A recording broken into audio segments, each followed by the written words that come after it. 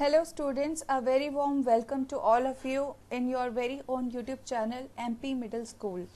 In today's video we are going to talk about History Chapter 1, How, When and Where. So without wasting any further time, let's get started. Let us first discuss what is the importance of dates in the historical studies. History is certainly about changes that occur over time. It is synonymous with dates. We can compare the past with the present on the basis of the dates on which the events were recorded in the past. Only then we will be able to compare the past events with the present events, and then only the future aspect of the event can be predicted. Now we continue to associate history with the string of dates. Why it is important? Because if there were no documents with the proper dates, then it will become very difficult for us to understand the sequence of the events. And if we don't know the sequence of the events, we will not be able to understand the significance of those events. That is why whenever we try to record any document, or whenever we try to see the history of any event, it is important for us to know the date of that event. That is why recording of date and maintaining proper records in history is very important for the further and future researches and studies. Talking about how the date should be selected, or what should be the criteria of the selection of dates while recording or while documenting the important events. Now, the selection of date depends on the story of the past. Focusing on a particular set of events is important. By studying the dates, reasons and consequences of events are understood in better way. Obviously, if we don't know the dates of the events, then it will be very difficult for us to understand the reasons and the consequences of the event. In the similar way, by focusing on a particular set of event, or you can say if you want to focus on a particular set of event so that you can relate the outcome of those events with the other events that have been followed up, it is important to record the dates. Now the selection of date depends story of the parts. Of course, whatever has been occurred and whatever has taken place in the past, on that basis only the selection of date is done.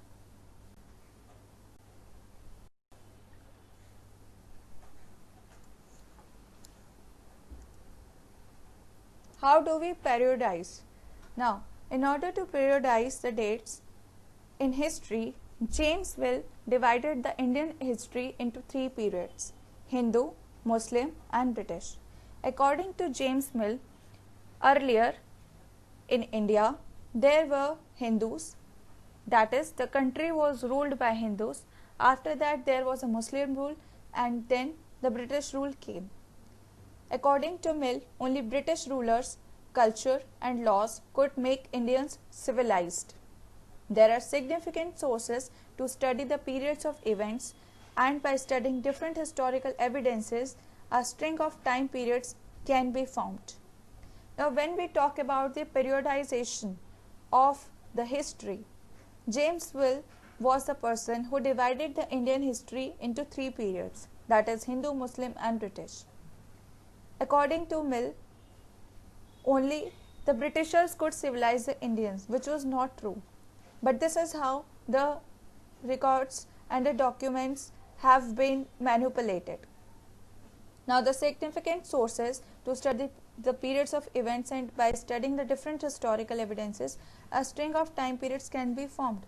Of course, in order to maintain a synchronization between the time periods of the events and the other happenings that have taken place in the past, it is important to jot down the dates and to divide the events into certain time frame.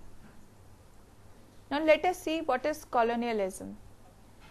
When the subjugation of one country by another country leads to change in social, cultural, economic and political sphere, it leads to colonization.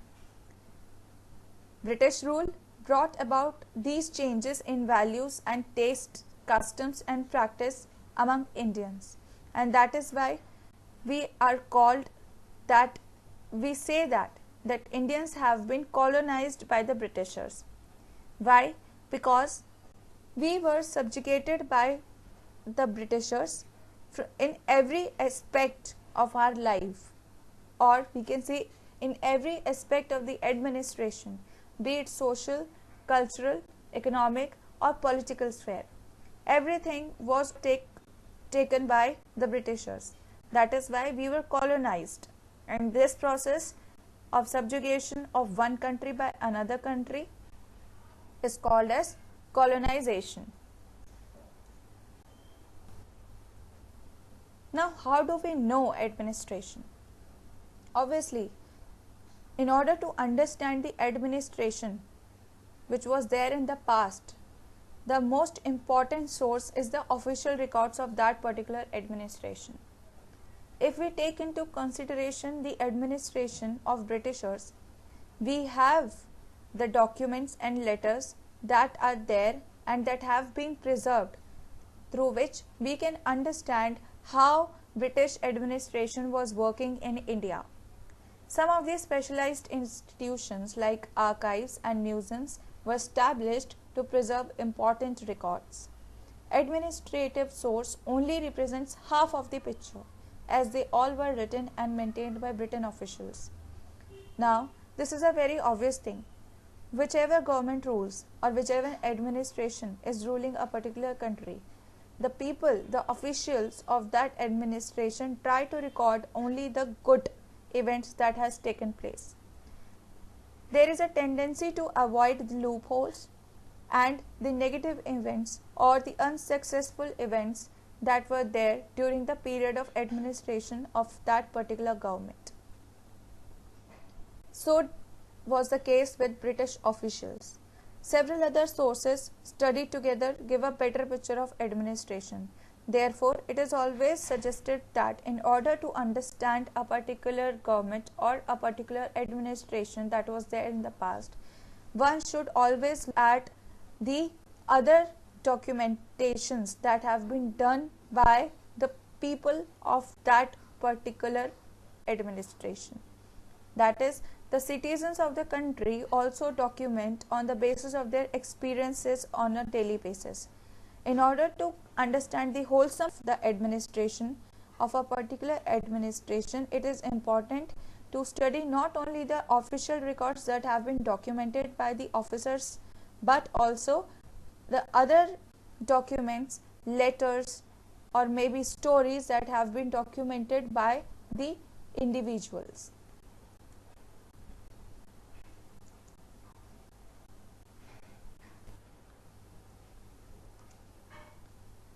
Let us now talk about the sources of information.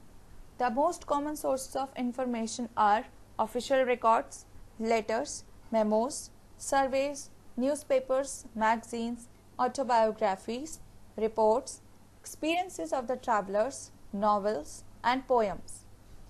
These were the important resources of information about British rule as well. The practice of surveying became very common under the colonial administration.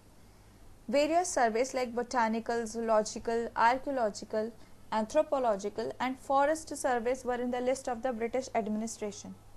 Now, these surveys were indeed initiated by the British administration, but the only motive behind these surveys is to study the people, is to study the ideology of the Indian people, so that the Britishers can formulate the policies in accordance with that. Sources kept and written by both Indians and British were studied together, represented several aspects of British rule and their efforts to modernize or subjugate Indian population. When we try to look at the records or sources that were kept and written by both Indians and the British, only then we will be able to study the several aspects of British administration, and only then we will be able to understand their efforts to modernize and to subjugate the Indian population.